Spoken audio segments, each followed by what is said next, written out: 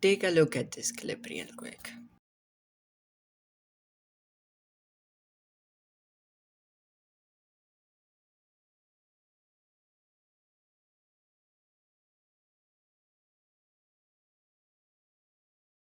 Yeah, you must be thinking this should have ended in a foul, right? Right? Absolutely wrong. But this is not even close to the controversies that happened during this World Cup. But for me to tell you what happened, let's go back to the beginning. Why this prominent Somali referee was denied entry into the US. Rosemary, the Trump administration is doubling down, saying this was the right decision. Two separate Trump officials saying they support this decision. Omar Abdulkadir Artan just arrived back in Somalia a short while ago to a hero's welcome at the Mogadishu airport. But the Trump administration says he was not allowed to enter the US because he was a security threat. You see, this World Cup was doomed to fail from the start. Trump was not approving visas of referees and players alike from the start. He didn't even let the Iranian players enter the country. They just came and had to get out the same night. Their fans weren't even allowed. People were already calling this the worst World Cup before it even started. Then the World Cup actually started. Game after game after game. In the group stages, we were blessed. Many underdogs came out, like Cape Verde, because of Wozniac's heroics drew with Spain 0-0 in the first match, and then went on to come second in a group of Spain, Uruguay, and Saudi Arabia, which no one had really expected. Another reason for this World Cup potentially being special was the Golden Boot race, with Mbappe, Harry Kane, Erling Haaland, and a 39-year-old Lionel Messi all going toe to toe. And here comes Taliafico, challenged, and Argentina have got a route back and forward. It's Zico! It's got failed cricket. The knockouts started strong with the Portugal versus Croatia game. It was 1-0 for Croatia in the 53rd minute, and everybody thought it's over. It was almost 2-0, but then a corner kick and Renato Vega goes down. And none other than Cristiano Ronaldo puts it in for his first ever World Cup knockout goal. Then Cristiano Ronaldo gets subbed off and Gonzalo Ramos scores the winner.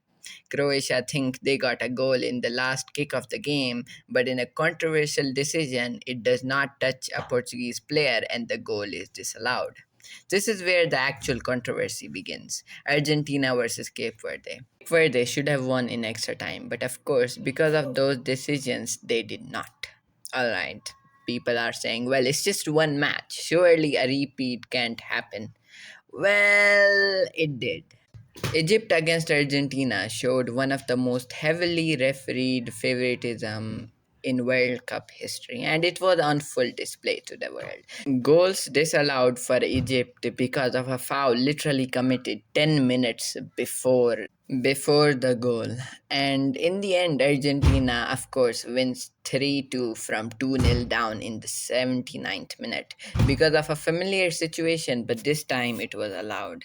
Unfortunately, the greatest player of all time went home in the round of 16 versus. Besides this, Neymar also went home against Norway, but at least he got his one goal of the tournament, which saw the underdogs go through to the quarterfinals. In the quarterfinals, England knocked out Norway, though they showed great fight and only went out in extra time. France also knocked out Morocco, even though Mbappe missed a penalty because the referee kept delaying the kick. Of course, Argentina also went through against Switzerland because of a dodgy red card. Argentina reached the World Cup semi-final without going against a top 10 team, making them the first in history. The semi-finals were the most interesting. Spain went through 2-0 against a team of Olise, Mbappe and Dembele. In the other semi-final, England were 1-0 up, but their manager somehow lost his head and brought on like 7 defenders, which saw Argentina score 2 goals and go through. They also put out a political statement which is not allowed in FIFA, saying something about the Falklands belongs to them, but no actions, of course, was taken. ISO speed was racially abused in the game by the fans too.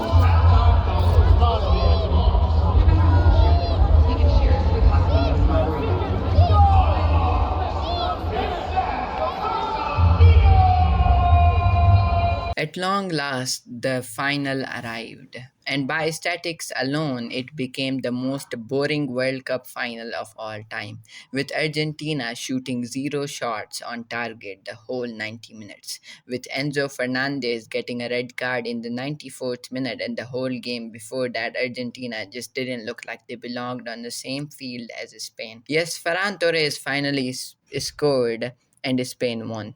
Lamine Yamal winning the World Cup at only 19. Most of us at 19 didn't even have a job. He is truly a generational talent. People say if Argentina rigged the World Cup, then why did they not win? The answer is simple.